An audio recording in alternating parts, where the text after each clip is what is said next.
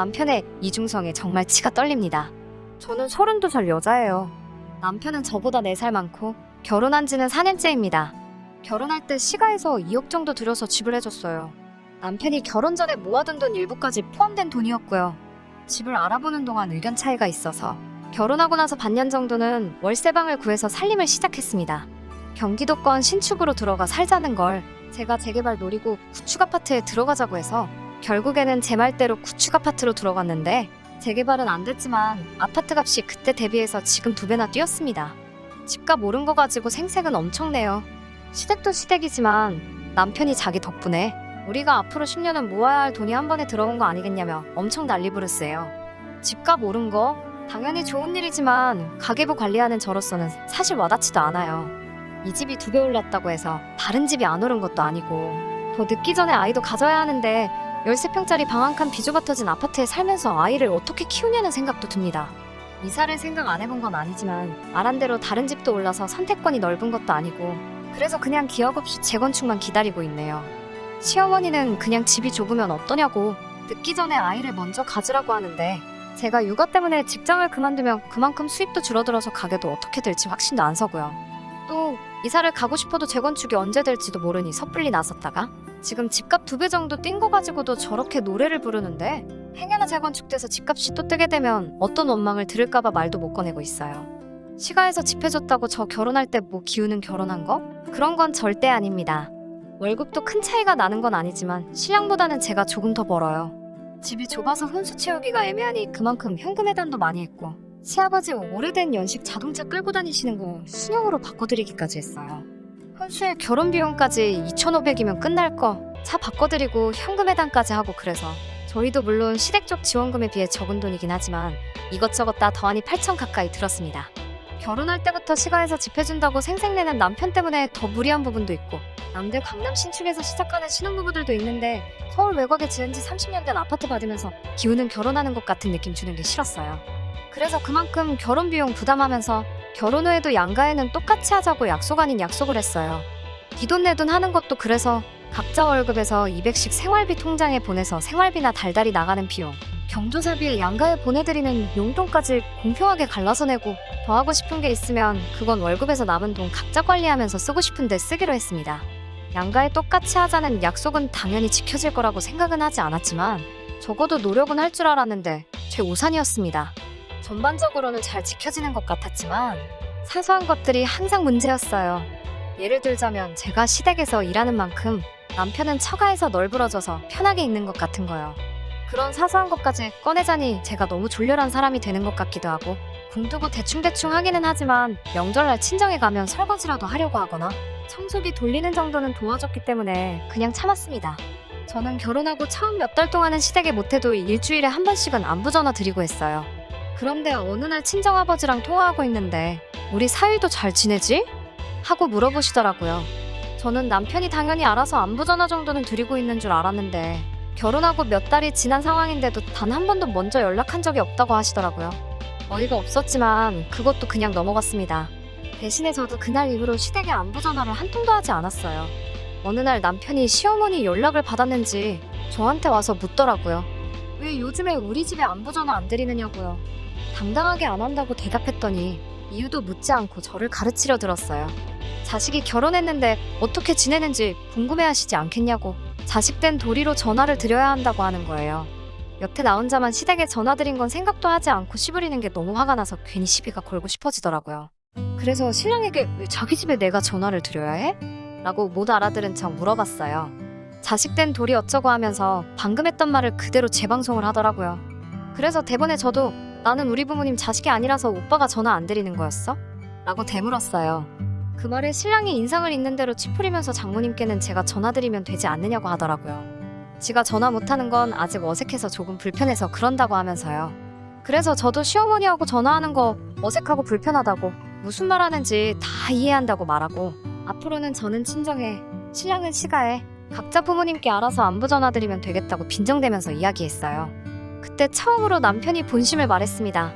어떻게 부부가 똑같이 하냐고 네가 하는 게 같은 여자끼리고 더 살가우니까 더 좋아하실 거 아니냐고 하더군요. 그걸로 한참을 네가 하네 내가 하네 싸우다가 신랑도 고집부리고 결국 결론이 안 날 것 같아서 그냥 앞으로 전화는 각자 부모님께 알아서 하는 걸로, 이걸로 다시 이야기하지 않기로 확실하게 못 받고 마무리 지었습니다. 그렇다고 진짜로 아예 안 한 건 아니에요. 처음처럼 매주 연락드리는 건 아니지만 가끔씩 안부도 묻고 하고 있어요. 최소한의 도리라고 생각하거든요. 남편은 그 뒤로도, 아니 아예 결혼하고 단 한 번을 우리 부모님께 먼저 연락드린 적은 없지만 퇴근하고 같이 있을 때 한 번씩 전화 바꿔주고 하니 그냥 그걸로 하고 있다는 셈 치고 위안 삼으려고 했어요. 아무튼 사건은 최근에 벌어지게 됩니다. 제가 회사 생활 5년간 하면서 한 달에 5만 원씩 따로 적금을 틀어놓은 게 있어요. 어머니 환갑 때 지중해로 크루즈 여행 한번 보내드리려고요. 그 적금이 만기가 돼서 잠깐 예금 통장에 들어왔어요. 이자저금 해서 돈이 어느 정도 목돈이 되어 있더라고요. 어머니 환갑까지는 몇 년이 더 남았으니 새로 적금 가입하고, 요즘 시국도 시국이고 지중해 크루즈 여행이 생각보다 비용이 비싸서 몇 년 더 모아야겠더군요. 그런데 남편이 통장 조회를 했는지 이 돈이 뭐냐고 물어보더라고요. 엄마 환갑 때 두 분 크루즈 여행 보내드리려고 모아둔 거라고 결혼 전부터 모으고 있던 돈이라고 말해줬어요. 그랬더니 우리 부모님은 어쩌고? 이러고 있더라고요. 시어머니랑 저희 어머니랑 동갑이시거든요. 그래서 그거야, 오빠가 따로 부모님 환갑 때 하려고 준비한 거 있을 거 아니냐고. 그걸로 보내드려야지 했지요. 그랬더니 자기는 따로 모은 게 없다고, 이 집 살 때 전 재산 다 쓴 거라고 하더라고요. 아직 양가 어머님 환갑까지는 시간이 있으니까 그럼 지금부터라도 모아서 어디 가까운 일본 료칸 여행이라도 보내드리면 되지 않겠냐고 했어요. 그랬더니 대번에 니네 엄마는 크루즈 여행 보내고 우리 엄마는 온천으로 때우려고 하는 거냐며 성질을 박박 내며 뭐라고 하네요. 어이가 없어서 나는 이거 결혼 전부터 계속 모으고 있던 거라고, 내가 우리 엄마 아빠 보내주려고 모은 걸 왜 나누냐고, 시부모님 여행 보내드리고 싶으면 지금부터라도 열심히 모으라고 했어요. 그랬더니 대번에 결혼 전이래봐야 1년밖에 더 되냐고, 결혼하고 나서도 모아왔으니 그건 엄연한 횡령이라고 하면서 입에 거품을 물면서 발악을 하더군요. 억지 좀 부리지 말라고, 각자 생활비 통장에 돈 넣고 남은 돈 관리하기로 하지 않았느냐고, 내가 이만큼 모을 동안 오빠가 못 모은 게 오빠 잘못이지 그게 내 잘못이냐고 한바탕 싸웠어요. 남자가 그 돈 가지고 어떻게 사회생활 하냐고, 군말 없이 꼬박 생활비 통장에서 돈 안 빼쓰는 것만으로도 감지덕지하라면서 호통을 치는 말에 나라고 사회생활 안 하냐고, 나도 일 때문에 만나는 사람 많은데도 다 모으지 않았냐고 하니 대답을 못하고 있었어요. 결국에는 안 되겠다 싶었는지 집값 오른 이야기를 또 꺼내더군요. 제가 그만큼 돈을 모을 수 있는 게 다 누구 덕분이냐면서, 집해준 시부모님 덕분 아니겠냐면서, 남들 뼈 빠지게 대출이자 갚을 때 편하게 살고 있는 게 누구 덕분인지 생각해보라고, 그깟 몇백만 원이 아까워서 그걸 가지고 치사하게 구냐고 정색에 정색을 하면서 덤벼들더라고요. 시부모님 여행 보내드리는 게 돈이 아까워서 그러는 건 줄 아냐고, 엄연히 나도 쓰고 싶은 거 참으면서 모은 돈이고, 오빠가 앞으로 돈을 모아서 시부모님 우주여행을 시켜드리든 저는 신경 안 쓴다고, 효도하고 싶으면 저한테 대신 시킬 생각 하지 말고 직접 하라고 했어요. 너 잘났다라면서 네 맘대로 하라고 하고는 기어이 그날은 밖으로 뛰쳐나가 외박을 하고 들어오더라고요. 카드 내역 보니 친구들 다 불러서 술까지 쏘고 잠도 숙박업소 가서 자고 온 것 같은데, 그렇게 쓸 돈 20번만 모아도 지금 제가 모은 만큼은 우습게 모았을 텐데 하는 생각에 참 한심하더라고요. 진짜 문제는 얼마 지나지 않아서 생겼어요. 명절날 친정에서 저녁 식사하고 나서 텔레비전 채널 이리저리 돌리다가 볼만한 게 없어서 옛날 드라마 재방송 보고 있었어요. 드라마에서 부모가 모아둔 게 없어서 딸한테 신세를 지는 장면이 나왔는데, 그것 때문에 딸이 남편에게 눈치를 보고 있는 장면이 나왔어요. 친정 부모님이 그 장면 보고 무슨 자식이 노후 대책도 아니고 자식한테 너무 피해를 준다면서 혀를 차셨어요. 평소에는 우리 부모님 불편하다고 말도 안 붙이던 남편이 괜히 맞다고, 결혼이 무슨 회사 인수합병 하는 것도 아니고 자기도 그 말이 100번 맞다고 생각한다고 맞장구를 치더라고요. 그러고 돌아오는 차 안에서 진지한 표정으로 저한테 물어보더라고요. 혹시 장인 장모님 노후 대책은 다 되어 있으시냐고요. 다 되어 있는 건 맞았는데 왠지 기분이 쎄해서 알려주기가 싫었어요. 그래서 워낙에 그런 거 잘 말씀을 안 해주셔서 잘 모르겠다고 대답했는데 남편 표정이 아주 가관이었습니다. 그러고 나서 하는 말이, 노후 대책이 안 되어 있으면 큰일인데, 이러면서 걱정하더라고요. 그게 무슨 뜻이냐 물었더니, 앞으로 큰 집으로 이사가면 시부모님을 모시고 살 계획이었는데 장인 장모님이 노후 대책이 안 되어 있으면 어떡하냐고 원망하듯이 말하더라고요. 시부모님을 모시고 산다니 그건 결혼 전에도 하지 않은 이야기고 양가 똑같이 하기로 하지 않았느냐고 따졌어요. 나도 맞이인데 노후 준비가 돼 있으신다고 한들 어디 아프시기라도 하면 그게 시부모님이든 친정부모님이든 자식들이 모셔야 되는 게 도리이지 않느냐고 했더니 또 정색을 하면서 집값 오른 이야기를 또 꺼내더군요. 우리 부모님이 집 해주지 않았냐고, 친정에서는 해준 게 없지 않냐면서 당연히 집값을 내준 만큼 노후 준비를 못하신 게 맞으니 시부모는 우리가 모시고 사는 게 맞다는 논리를 펼치더라고요.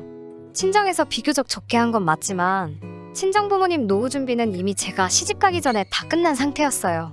남편은 말도 안 되는 소리 하지 말라며 그게 결혼 전부터 준비된 건지 아닌지 자기가 어떻게 믿냐고. 남편하고 집에 오는 차 안에서 시부모님을 모시네 만해가지고 한바탕 하다가 결국 남편이 그럴 거면 갈라서 자면서 이혼 이야기를 먼저 꺼내더라고요. 단기간 결혼을 한 경우에 재산 분할이 각자 해온 것을 회수하는 식으로 진행되는 걸 알고나 있냐고. 이혼당하기 싫으면 자기한테 잘하라는 듯이 이야기를 하더군요. 혼수면 시아버지 바꿔드린 차를 가져온다고 해도 감가상각이 적용되기 때문에 제가 손해볼 거라는 걸 알고 이혼하자는 말에 겁먹을까봐 꺼낸 말 같았어요. 그런데 매번 이런 식으로 대화가 오고 갈 때마다 집값 오른 걸 가지고 생색내는 것도 짜증나고 더 이상 견디기 힘들어서 저도 같이 이참에 아예 갈라서자고 했습니다.